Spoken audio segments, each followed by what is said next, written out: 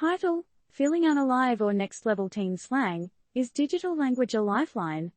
TLDR, a new trend is gaining traction in the virtual universe.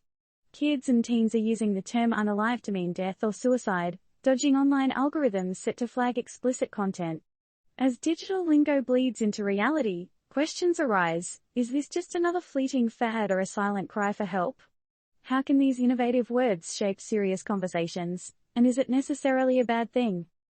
Pull out your decoder rings, folks, because the kids are speaking in code. From LOL to WTF, digital shorthand has always been the stuff of parents' nightmares. But the latest one is a doozy: unalive. This term, referring to death, specifically suicide or homicide, has TikTok and other social media platforms abuzz. Emily Littman, a middle school teacher from New Jersey, has observed this trend among her ESL students, who she dubs TikToklish learners.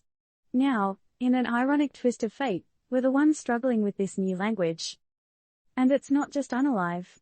There's mascara for sexual assault, and more where those came from.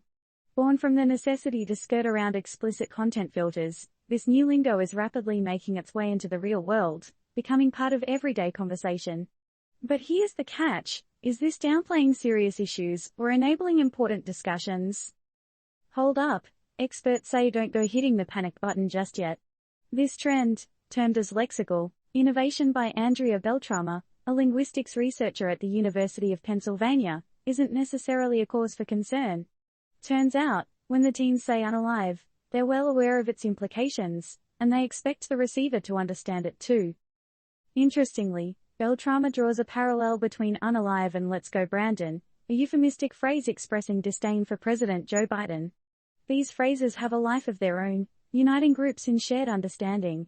Amber Samuels, a therapist who has used unalive in her social media, believes these euphemisms can help spark conversations on sensitive topics, circumventing the barriers of silence and shame. In the gaming world, unalive has evolved further, with references to characters being unalived and later respawned.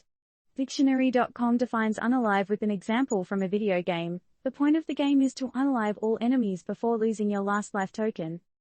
On the flip side, the use of these words may be blurring the severity of serious matters like suicide, the second leading cause of death among people aged 10 to 24. Teens are using this language as a coping mechanism for serious issues, creating a community and trust that might be inaccessible with adults using conventional terms. Can feeling unalive serve as a lifeline for struggling youths, making them more likely to reach out for help? Disclaimer: this article includes discussion around suicide. If you or someone you know needs help, please call the National Suicide Prevention Lifeline at 800-273-8255. Remember, while turned-up news strives to provoke thought and discussion, it does not provide professional advice. So, the question is, folks, are these creative slang terms a symptom of the bigger issue at hand, or a potential catalyst for dialogue and support? Is feeling unalive a distress signal we need to be more tuned into, or a rebellious phrase that will be replaced by the next big trend?